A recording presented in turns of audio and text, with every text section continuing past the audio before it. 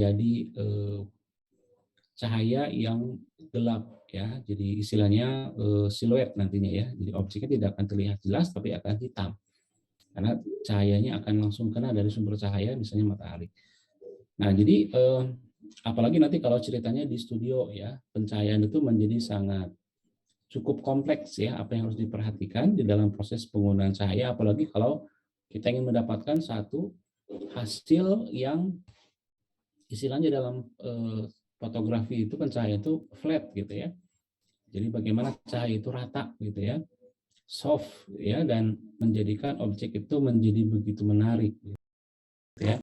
Nah, itu kita perlu pencahayaan yang cukup detail ya. Nah, kemarin kita sudah jelaskan ini ya, mungkin saya tidak perlu jelaskan lagi. Nah, dalam proses pengambilan nanti akan ada teknik untuk bagaimana melakukan exposure ya, dalam melakukan exposure. Jadi kalau kita misalnya akan mengambil sebuah foto yang tujuannya bagaimana foto itu cahayanya itu bisa rata begitu ya, tidak terjadi apa namanya cahaya yang mengenai objek itu terlalu ekstrim gitu, ada yang terlalu gelap, kecuali kalau untuk tujuan seni ya. Kalau untuk tujuan art misalnya, nanti akan kita jelaskan ada beberapa teknik, termasuk misalnya siluet ya. Jadi kalau kita menggunakan teknik siluet ini kan yang muncul bukan objek yang terlihat secara detail, tapi bayangan hitamnya. Nah, kalau itu kan lain soal, karena kita memang tujuannya adalah untuk melakukan proses pemotretan dengan tujuan lebih ke arah seninya gitu ya. Gitu. Nah, kalau kita akan mendapatkan objek yang rata ya, yang flat, cahayanya mengenai objek secara equal ya, secara rata gitu, adil cahayanya, maka tentu kita harus sangat memperhatikan masalah bagaimana ketersediaan cahaya itu. Dalam dunia misalnya modeling ya, itu kita sebut dengan portraiture ya. Atau kalau kita pun misalnya mengambil objek di luar ruang ya, landscape itu juga termasuk yang kategori portraiture. Nah, ini landscape fotografi ya, fotografi yang kita ambil dari luar ya, dari ruangan ya, di luar gitu. Landscape ini identik dengan foto alam ya, natural. Jadi kita kalau bentuknya apakah perkotaan, pedesaan, pegunungan ya, lautan, dan kita ambilnya dengan posisi kameranya memanjang ke kiri ya, itu disebut dengan landscape. Ya, dalam istilah fotografi disebut landscape fotografi. Ya, lebih ke pemotretan secara alam gitu ya, seperti ini. Biasanya cocok digunakan untuk background ya, seperti itu. Nah,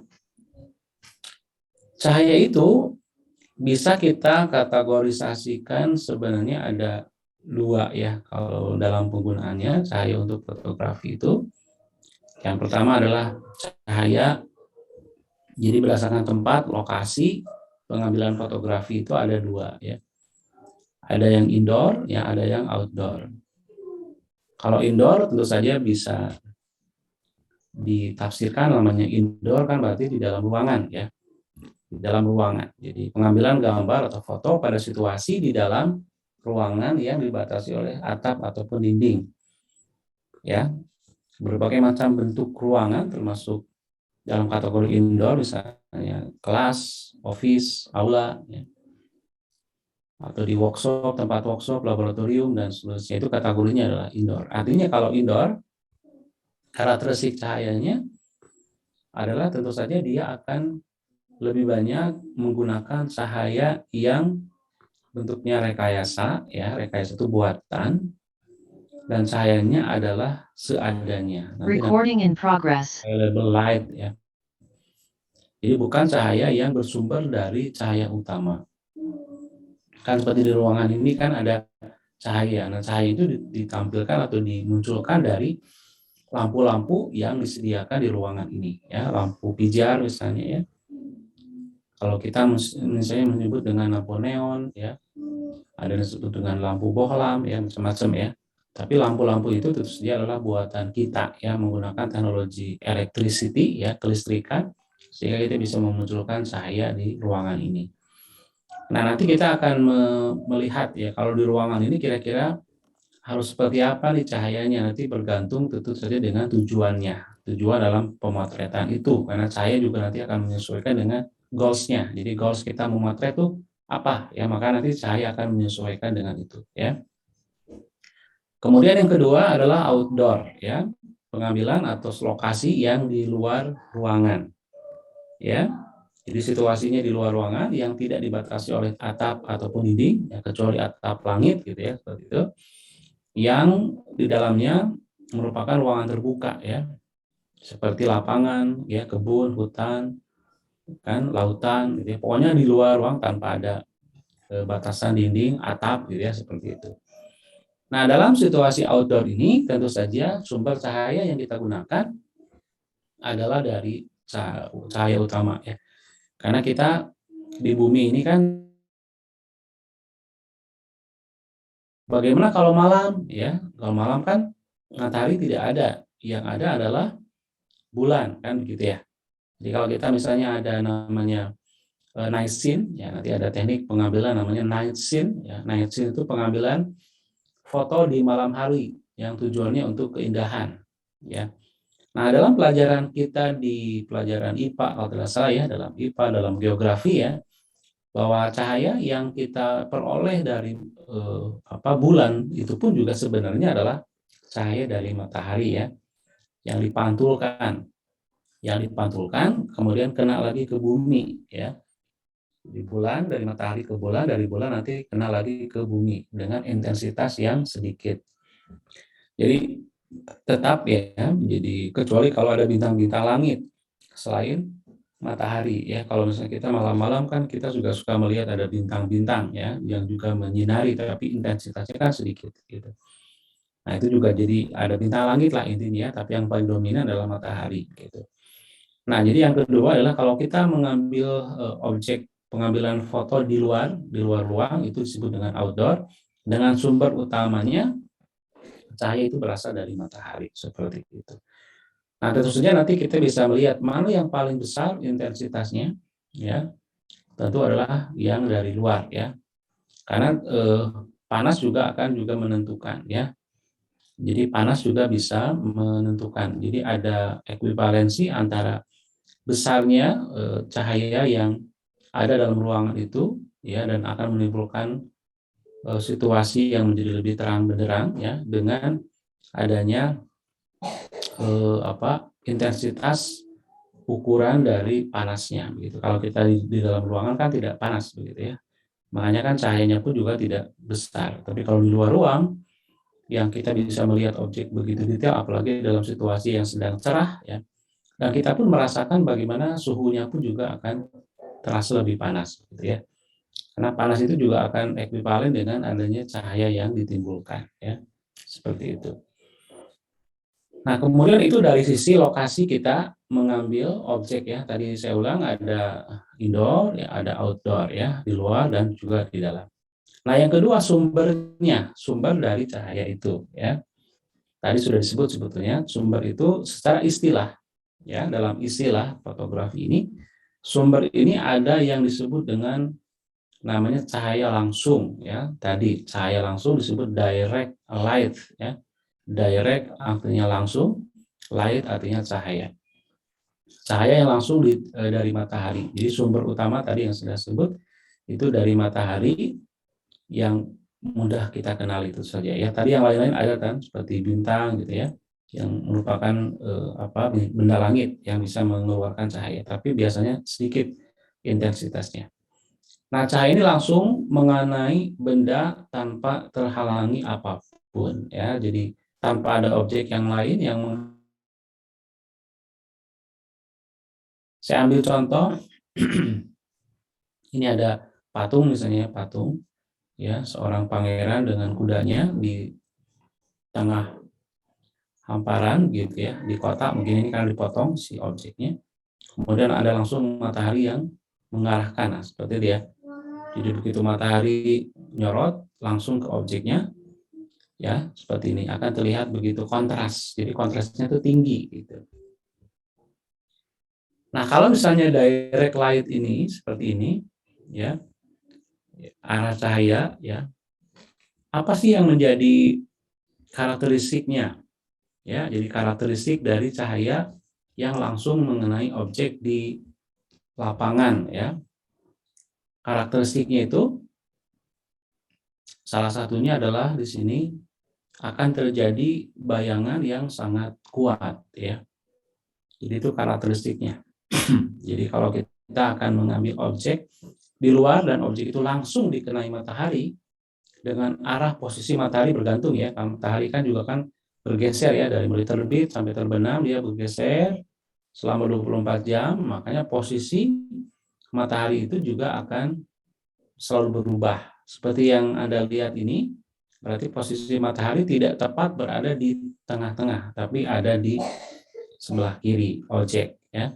Nah, apa yang terjadi jika matahari langsung mengenai objek, baik manusia maupun benda seperti ini, maka pada bagian objek yang langsung terkenai itu akan terlihat cahayanya begitu terang, begitu jelas, ya. Dan ketika ada bagian yang tidak terkenai cahaya matahari, maka dia akan terlihat gelap, ya, terlihat gelap. Jadi kontrasnya tuh terlihat sekali antara gelap dan terang, ya, seperti ini.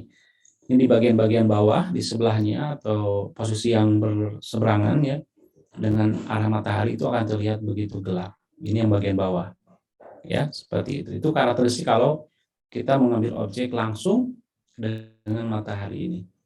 Nah, tentu saja nanti kembali lagi akan kepada tujuan kita akan pengambilan foto, ya. Kalau memang tujuannya kita ingin seperti ini, objeknya akan terlihat hitam putihnya atau gelap terangnya ingin terlihat lebih kontras, maka tentu saja kita harus menggunakan teknik ini, langsung matahari kita arahkan ke objeknya seperti itu. Tapi kalau misalnya kita ingin seperti tadi cahaya objeknya itu flat, tercahai dengan rata, maka nanti kita perlu ada teknik khusus, ya. Kalau untuk di luar ruang tapi cahayanya ingin flat, ya. Ingin rata, tidak terjadi kekontrasan yang terlalu jomblang atau jumping, istilahnya seperti itu. Oke, itu yang pertama, ya, namanya direct light. Yang kedua, sumber dari matahari, ya. Tetapi cahaya yang ditimbulkan atau cahaya objek yang dikenai cahaya matahari itu yang langsung tadi, itu tidak langsung terkenai objek, tetapi dia akan mengenai dulu objek yang lain, baru kemudian objek yang lain kemudian baru kepada objek yang kita akan potret, gitu, ya.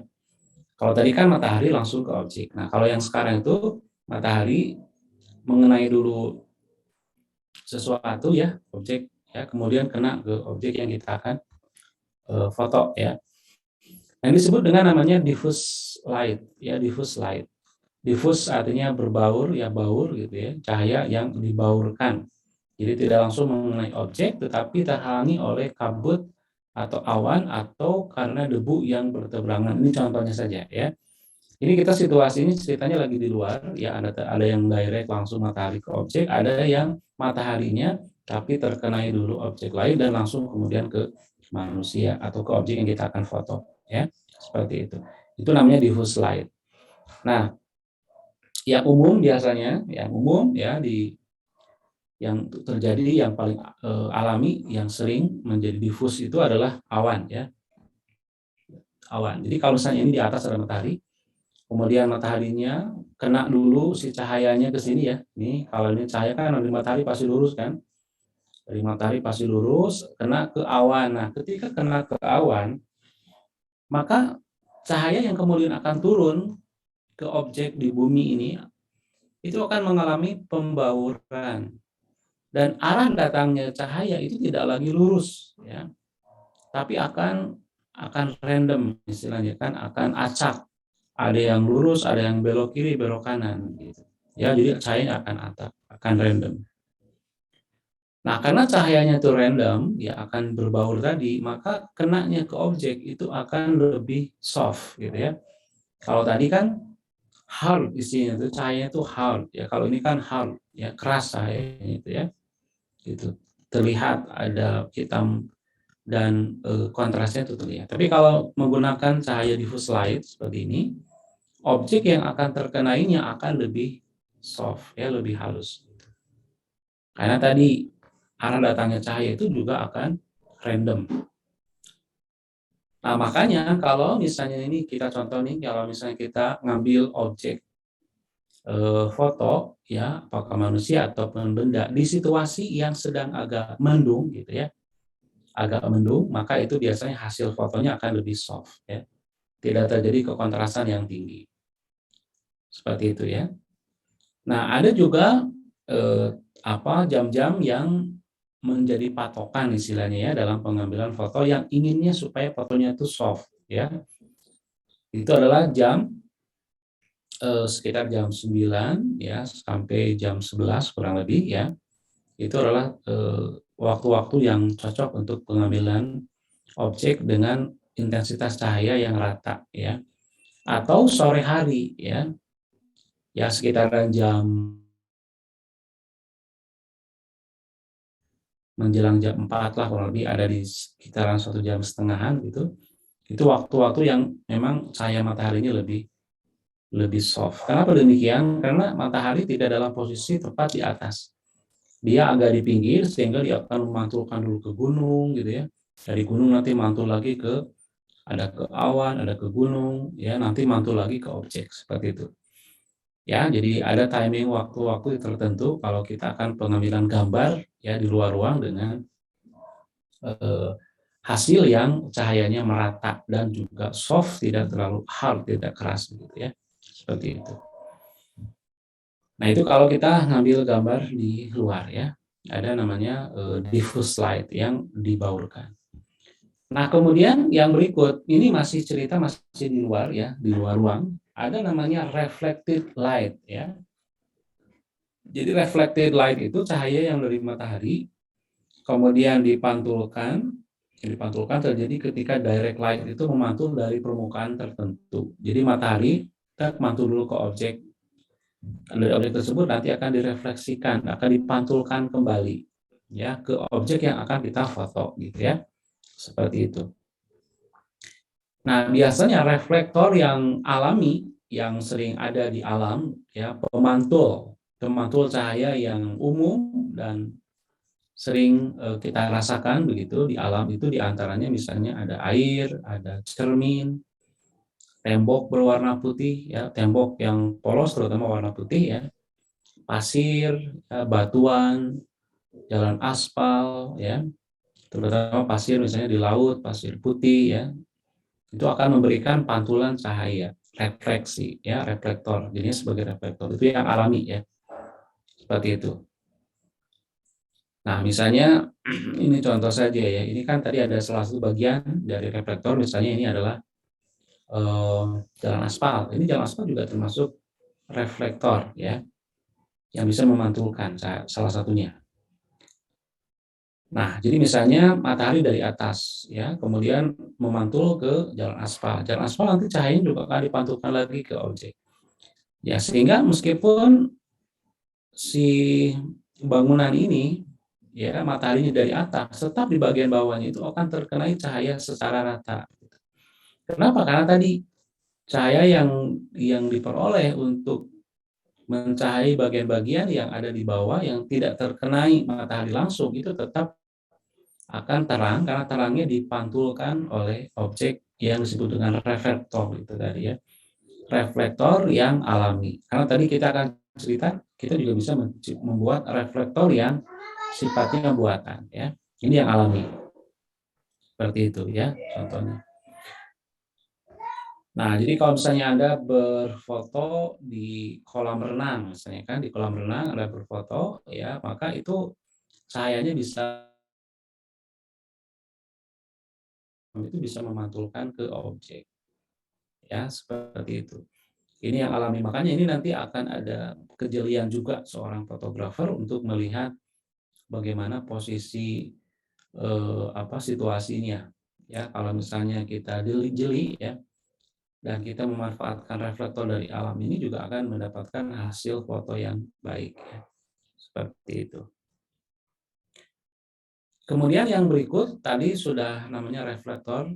Ya, reflektor juga kalau misalnya tadi yang saya belum mencantumkan yang buatan Jadi ada juga reflektor yang buatan. Reflektor yang buatan ini adalah biasanya sama tadi dari permukaan-permukaan yang polos, ya, yang paling umum digunakan itu adalah dari aluminium foil, ya. Aluminium foil, tapi aluminium foilnya itu di apa istilahnya ya, dibikin jadi kusut gitu ya. Jadi aluminium foilnya enggak lurus, karena kalau lurus nanti pantulannya enggak rata gitu ya. Tapi aluminium foilnya itu dibuat kusut. Jadi dibuat kusut ya sampai tidak karuan gitu ya. Kemudian dibentangkan kembali ya. Nah, nanti diposisikan nih kalau misalnya ada shooting di luar, pas bagian si objeknya itu gelap gitu ya, karena memang posisi matahari di atas, maka reflektor mengarahkan gitu, digeser-geser sampai cahayanya mengena pada objek yang gelap tadi gitu ya. Anda kalau misalnya pengambilan gambar ya, kalau ada shooting atau hunting foto, itu banyak para kru juga yang memegang reflektor tadi ya. Ini juga berlaku ya, tidak hanya untuk fotografi, tapi dalam shooting pembuatan film videografi juga banyak menggunakan reflektor yang dibuat rekayasa seperti itu. Kenapa mesti dibuat kusut ya? Supaya tadi konsep diffuse light tadi. Kalau dibuat kusut, maka arah datangnya cahaya itu menjadi random. Jadi banyak arahnya. Nah, kalau banyak arah tadi akan memungkinkan untuk bisa mengenai objeknya secara baik ya. Seperti itu. Oke, yang berikutnya adalah jenis cahaya yang berikut namanya window light. Ada istilah namanya window light. Nah, window light ini cahaya yang muncul yang dihasilkan dari celah-celah, intinya gitulah ya. Jadi celah-celah ya. Meskipun namanya Windows Light, sebenarnya tidak harus dalam Windows ya. Windows kan jendela ya. Tidak harus dari jendela, bisa juga dari yang lain seperti pohon ya. Kan misalnya seperti ini Anda bisa lihat. Ini ada situasi pengambilan gambar mungkin pagi hari kelihatannya ini ya. Cahaya matahari mengenai objek pohon dari daun-daun yang ada, itu cahaya mataharinya masuk dari selah-selah daun tadi ya. Itu juga termasuk windows. Karena window light itu tadi konsepnya bukan hanya selalu identik dengan dari jendela ya, tapi dari celah cahayanya. Misalnya ini dari sore hari dalam posisi matahari yang akan terbenam, kemudian ada rumah, ada jendelanya, maka akan terjadi objek cahayanya akan mengenai objeknya ya, karena dia berlawanan dengan arah datangnya, maka akan terjadi siluet seperti ini ya. Dan biasanya Windows Light ini akan memiliki menghasilkan unsur fotografi yang artistik ya, artistik yang romantis gitu ya. Dan biasanya untuk tujuan-tujuan seperti itu ya. Oke, Windows Light. Kemudian ada juga pengambilan situasi masih di alam yang juga sering Anda buruk ya ketika Anda apa sih anak-anak sekarang tuh istilahnya healing gitu ya. Kalau lagi healing cari apa refreshing gitu ya ke tempat-tempat misalnya ke mana ke laut ya, yang Anda cari adalah sunset dan sunrise ya. Nah, bagaimana sih karakteristik cahaya dari sunset dan sunrise itu biasanya yang Anda ketahui? Karakteristik cahaya seperti apa biasanya? Ini yang seperti yang Anda lihat di depan. Coba kira-kira apa karakteristiknya tuh? Karakteristik kalau cahaya mataharinya itu kategori sunset atau sunrise ini. Ada yang komen? Mau komen Bapak? Ya. Kalau dari yang sering jurnalis foto itu tuh hasilnya misal tuh ada objek orang terus kapal, nah si objeknya tuh bakal gelap gitu, bakal jadi siluet. Soalnya ngebelakangin si mataharinya langsung gitu Pak. Iya, jadi karena konsepnya tadi membelakangi objek sumber cahaya, maka akan siluet ya gitu. Kemudian selain itu intensitas cahaya biasanya kuat atau lemah kalau sunset sunrise ini? Lemah Pak. Lemah ya. Oke, jadi lemah ya beda dengan kalau kita memotretnya siang atau mungkin sebelum sunset dan sunrise ini, itu tentu cahayanya akan terasa lebih lebih besar. Kalau ini kan biasanya lemah cahayanya. Kemudian tadi akan objeknya kalau membelakangi akan terlihat gelap ya, seperti itu. Kemudian apa lagi selain itu? Warna cahayanya apa biasanya? Warnanya? Agak kemerah-merahan. Ya, agak antara kuning dengan merah gitu ya, perpaduan gradasi di antara kuning dan merah itu cahayanya itu ya, seperti itu. Kemudian, apalagi nih biasanya kalau untuk pemotretan dengan sunrise atau sunset ini biasanya untuk tujuan apa biasanya? Tujuannya apa biasanya? Kalau kita, wah kita ngambil fotonya nih situasinya ini gitu ya.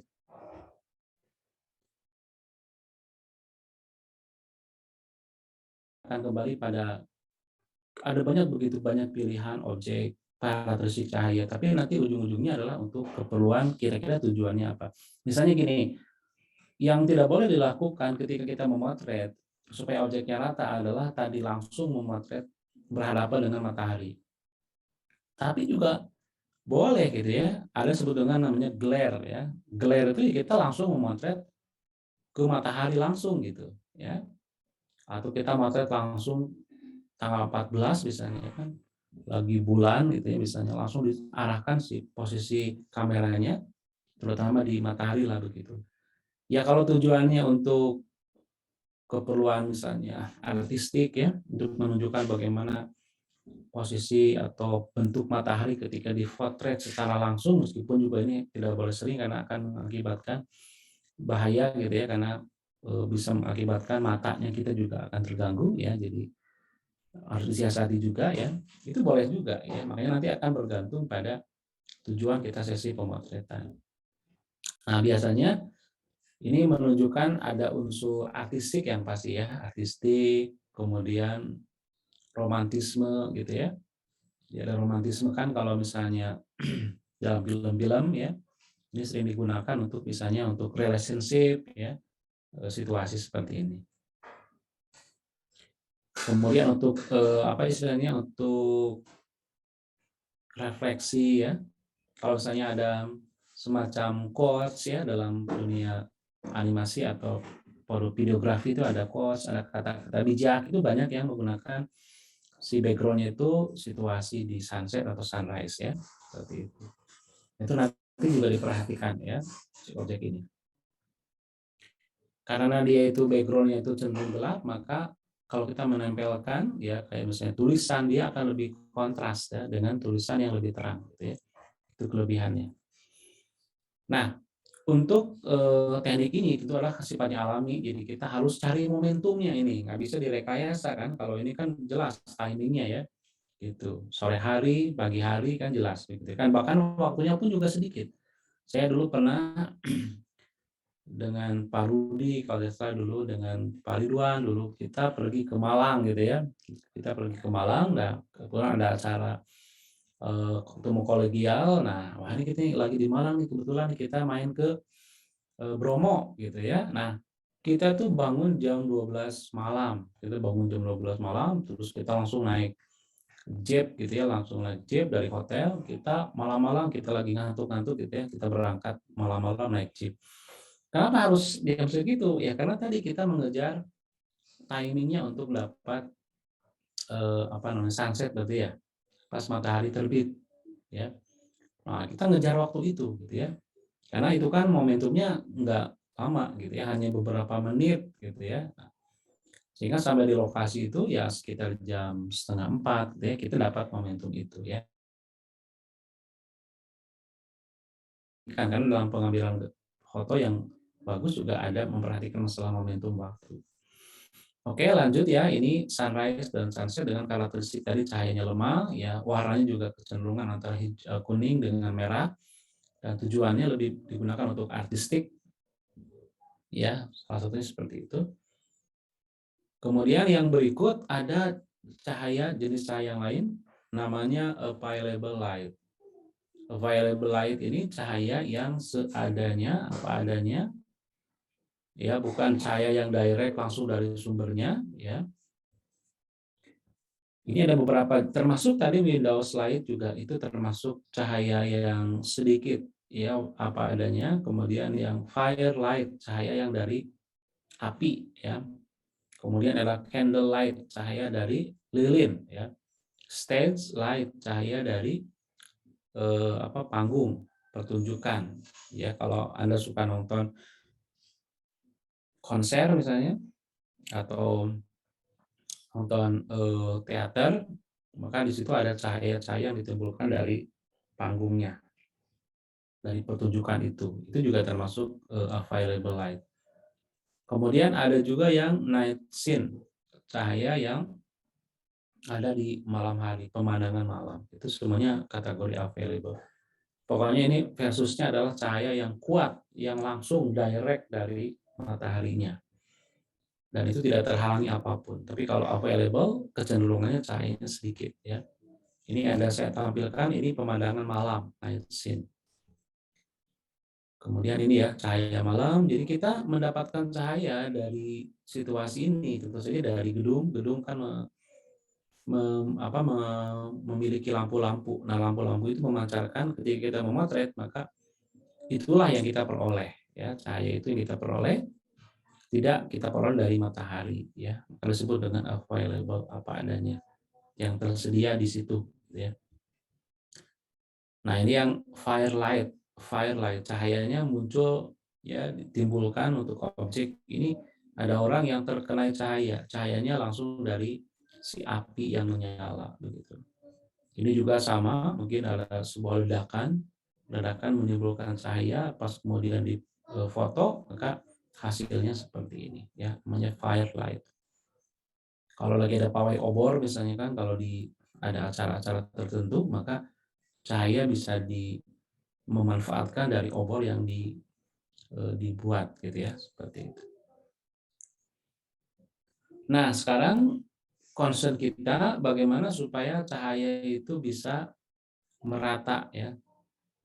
Jadi bagaimana cahaya supaya bisa merata, terutama ketika posisinya adalah sedang di dalam ruangan, ya, sedang dalam ruangan. Nah, untuk memperoleh cahaya merata, komponen sumber cahaya. Nah, jadi kalau misalnya di luar tadi, kalau untuk kita mendapatkan cahaya yang rata, kalau di luar, coba kita identifikasi. Kalau di luar, untuk mendapatkan rata, upaya kita apa? Coba, saya ingin tahu. Dari apa yang saya jelaskan tadi, mungkin kesimpulannya seperti apa? Kalau kita ingin mendapatkan cahaya yang mengenai objek dan itu kemudian relatif rata, ya, flat cahayanya, tidak terlalu kontras, gelap terangnya, kira-kira teknik apa yang kita gunakan? Ada yang bisa mereview? Bagaimana kira-kira?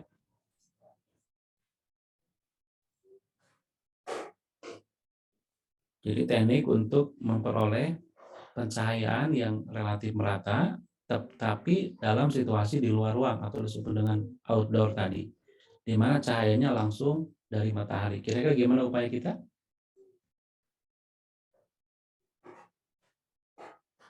Silakan, ada yang mau komen? Sebelum saya terangkan yang di dalam ruangan.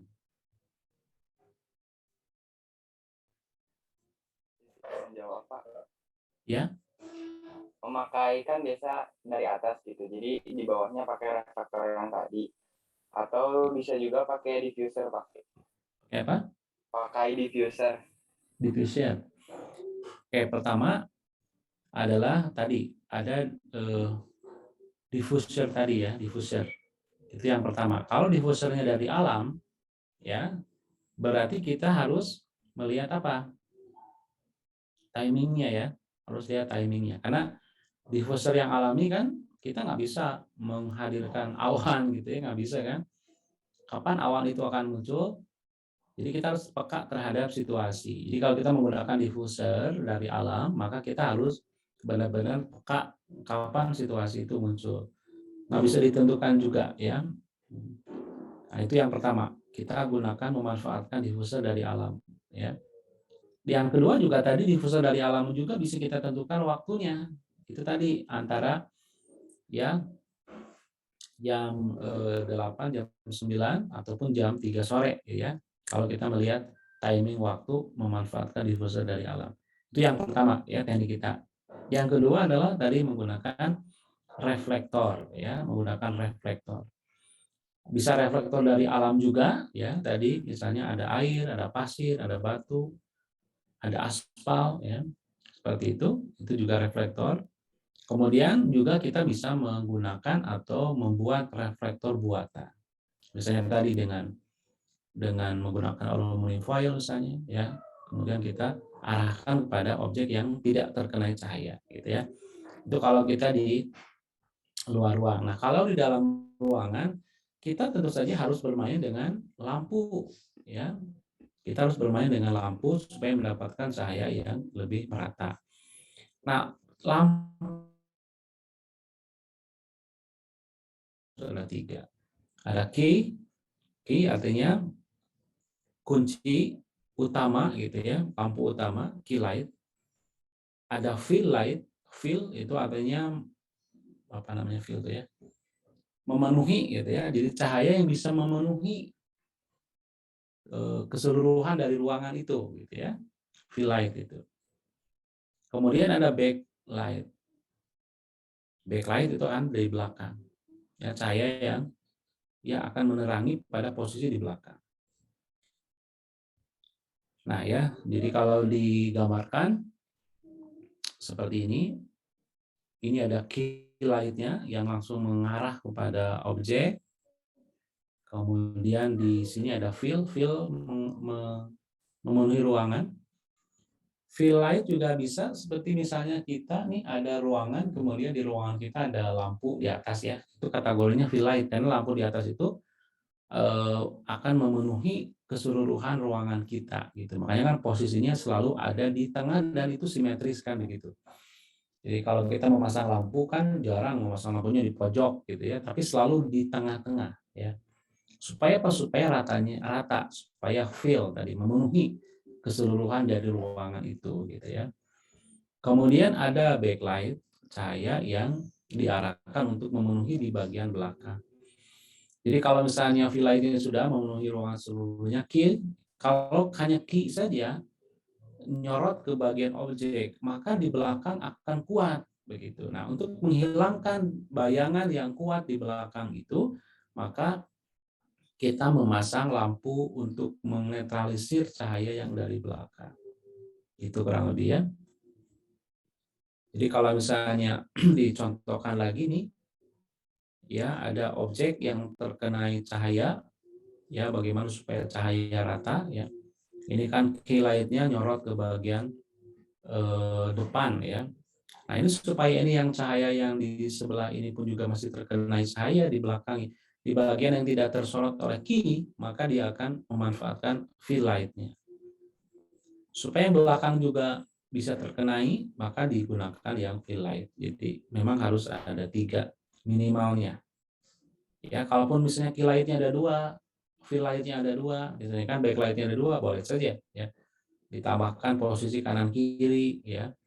Bisa juga seperti itu. Tapi kalau dalam sisi fungsi, ya key light, fill light dan backlight itu ada 3. Boleh kita tambahkan masing-masing. Ya. Nah, ini juga bisa divisualkan seperti ini. Ini ada objek, ini backlight untuk menerangi bagian belakang. Ini key light dari depan, fill light, ya. Kemudian posisi kamera. Seperti itu. Nah, makanya kalau Anda ya mempunyai studio foto, ya karakteristik 3 lampu ini harus ada. Proses shooting atau hunting foto atau misalnya di resepsi ya, pun juga mereka tetap mengupayakan untuk adanya lighting seperti ini. Idealnya seperti itu ya, jadi harus dilengkapi. Kalau misalnya tidak pun ya kita harus jeli untuk melihat bagaimana situasi cahaya di ruangan tersebut. Kalau misalnya kita, saya punyanya hanya satu misalnya lampunya nih karena kebetulan terbatas, tapi kita ingin relatif bisa lebih rata cahayanya, gimana caranya begitu ya. Jadi gimana caranya supaya misalnya kita punyanya satu nih karena mungkin kebetulan agak darurat gitu, nggak punya tiga di ruangan itu, gimana supaya cahayanya itu bisa lebih flat pada objeknya. Ada yang tahu nggak kira-kira nih kalau kasusnya kita baru punya satu misalnya, dia key light misalnya atau V-light, tapi kita ingin relatif bisa mengenai objeknya itu secara rata ya, tidak belang-belang gitu. Kira-kira si lampu itu akan diarahkan ke mana? Ada yang tahu nggak? Kan terkadang kan kita kalau lagi situasi syuting darurat, biasanya harus saya punyanya satu lampu ya. Gimana supaya cahayanya relatif merata, harus diarahkan kemana nih? Apakah langsung ke objeknya atau kemana kira-kira? Ada yang tahu nggak? Izin menjawab Pak, Hmm. bisa dipantulkan di sini. Dipantulkan. Jadi Iya, kemana tuh diarahkannya? kalau misalnya ada di sebuah ruangan, terus Hmm? langit-langitnya warnanya putih, kita ubah si lampunya tuh ke atas. Hmm. Misalnya contoh deh Pak ya, boleh? Boleh nggak Pak? Ya, boleh. Misalnya ini kan saya lampu belajarnya dari atas ya Pak ya. Tapi Hmm. karena pengennya semuanya rata tuh, kita misalnya Hmm. putar ke atas. Jadi, sorry terlalu gelap nih. Jadi misalnya kita pantuin ke atas tuh, jadi lebih semuanya lebih rata. Sama Ya. kayak kalau misalnya di fotografer wedding gitu kan, mereka lightingnya kalau misalnya lightingnya cuma satu, biasanya yang taruh di kamera kan. Nah biasa Hmm. dipantuinnya ke atas biar Hmm. tidak terlalu bayangannya terlalu banyak. Iya. Iya betul, itu salah satunya ya. Jadi kita namanya bouncing ya, di bouncing, jadi dipantulkan ke dinding-dindingnya. Apalagi kalau dindingnya kebetulan pas yang polos, yang bisa merefleksikan tadi ya. Kan kategori dinding yang reflektor tuh yang polos, apalagi kalau putih gitu ya, akan lebih enak lagi. Dipantulkan aja ke salah satu, dia mantul lagi ke kiri, mantul lagi ke atas, ke kanan, sehingga akan mengarahkan ke objek. Apalagi kalau lampunya kuat ya, lampunya kuat. Kalau lampunya lemah, tetap dia tidak akan terlalu berpengaruh ya. Itu salah satunya betul. Jadi kalau langsung ke objek, pasti akan banyak bayangan hitam yang akan terjadi. Seperti itu. Oke ya, jadi itu kalau misalnya kita ingin lebih detail, tentu saja harus dilengkapi nih semua lampu. Ingin lebih soft, kita bisa merekayasanya dengan menambahkan di bagian ujung lampu ini misalnya ditambahkan saringan ya, supaya nanti jatuhnya itu lebih lebih lembut ya. Itu bisa digunakan ada soft ya, ada soft light, bahkan bisa juga dipasang di bagian lensanya, soft lens ya. Makanya kalau kita di foto di studio-studio, kalau di Bandung tuh yang zaman saya dulu waktu kuliah sampai sekarang masih eksis, biasanya ada namanya apa ya, apa sih di Bandung tuh market terkenal tuh, Jonas Pak. ya Jonas ya, kan fotonya tuh begitu bagus gitu ya, hasilnya tuh halus gitu ya, kulitnya kita biasanya ada jerawatnya atau ada plek-pleknya, itu kok jadi lebih halus gitu ya. Ya karena mereka merekayasa dengan lampu gitu ya, rekayasa dengan lampu, tambah lampunya yang lengkap, ditambah juga mungkin dengan soft lens-nya, jadi dia bisa lebih, hasilnya lebih bagus ya. Meskipun tentu saja kalau sekarang kan dengan teknologinya, eee, sekarang mungkin agak menurun juga kelihatannya ya, meskipun kalau ingin, printing-nya ukuran besar segala macam tentu harus menggunakan jasa mereka. Tapi kamera-kamera ponsel kita ya, apalagi di merek-merek tertentu yang memang dia fokus pada, eee, apa ya, membaguskan unsur potret baik untuk kebutuhan selfie, WLV dan seterusnya, sehingga menjadi sangat bagus ya hasilnya. Mungkin dalam kelakarnya sekarang ada istilah namanya kamera jahat ya. Di foto jadi hasilnya bagus gitu kan ya, karena kamera sendiri itu bisa, apalagi dengan teknologinya artifisial ya, begitu diarahkan tuh si kameranya langsung set gitu ya, dengan setting supaya hasilnya lebih soft itu otomatis ya si kameranya menyesuaikan teknologi sekarang seperti itu. Oke ya, kurang lebih ini kalau dalam situasi shooting juga tidak terlalu jauh gitu ya. Jadi diperlukan lampu ini kalau dalam video juga relatif sama begitu ya. Oke, mungkin sementara itu ya. Jadi ini saya mau izin karena sama dengan Pak Afa juga hari ini jam 9 saya harus jalan juga nih ke kampus ini agak telat gitu ya. Mungkin itu dulu, nanti tanya jawab dan segala macamnya bisa dilakukan di pertemuan yang akan datang. Untuk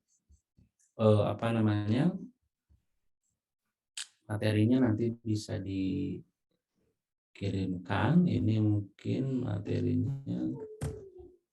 saya kirimkan untuk yang ini supaya tidak lupa, nanti saya kirimkan di grup ya. Oke Pak Afan, mungkin itu saja ya. Dulu saya izin untuk Ya Pak. ini, nanti kita lanjutkan di pertemuan berikutnya. Ya. Mangga, Assalamualaikum warahmatullahi wabarakatuh. Waalaikumsalam warahmatullahi wabarakatuh. Nah teman-teman, tadi yang sudah dijelaskan tentang lighting ya, jadi bisa diuji coba nih. Kita mengambil dari berbagai pencahayaan. Ya, pencahayaan yang di pagi hari ya sama sore hari. Bisa dicari juga ada yang namanya untuk menggunakan natural light, ada yang namanya itu golden hours. Nah, golden hours itu di jam berapa sampai jam berapa? Nah, itu natural light yang bagus ya, yang bagus. Kemudian tadi ada window light ya, cahaya dari jendela itu pun bagus. Biasanya kalau di mobile fotografi itu untuk foto makanan. Nah, itu foto makanan tuh kita pakai window light itu akan bagus ya. Untuk buatan, nah mungkin kalau buatan harus di studio, harus menggunakan lighting. Ya, ada juga lighting yang memang dari HP, tapi itu pun kan kurang maksimal. Jadi bisa uji coba, bedakan ya. Jadi kalau misalkan kita tidak sering praktek, nanti nggak tahu. Yang penting kita bisa membedakan. Kemudian kata kunci di dalam atau tips dalam memotret ya dalam lighting, pastikan tujuannya apa dulu ya. Nah setelah tujuannya kita fotonya seperti ini, nah nanti cahaya baru menentukan. Jadi jangan cahayanya dulu ya. Tadi kalau misalkan ingin soft atau misalkan ingin membuat foto backlight, nah berarti cahayanya harus di belakang sebuah objek. Si matahari misalkan kita menggunakan natural light atau misalkan menggunakan strobo, misalkan strobo sama, itu harus di belakang. Ya. Jadi yang pertama adalah tujuannya dulu. Nah, coba Anda latihan, tentukan tujuannya apa, ya, ingin fotonya seperti apa, baru ditentukan cahayanya. Jadi bukan cahayanya dulu ya.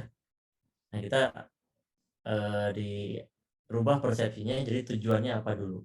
Ingin foto yang seperti apa, baru lightingnya kita tentukan. Ya. Baik, itu saja teman-teman ya. Karena saya juga harus ke kampus, mengejar ke kampus jam 9. Jadi sampai bertemu di minggu depan ya. Dan silakan Anda untuk mempraktekannya. Terima kasih. Wassalamualaikum warahmatullahi wabarakatuh.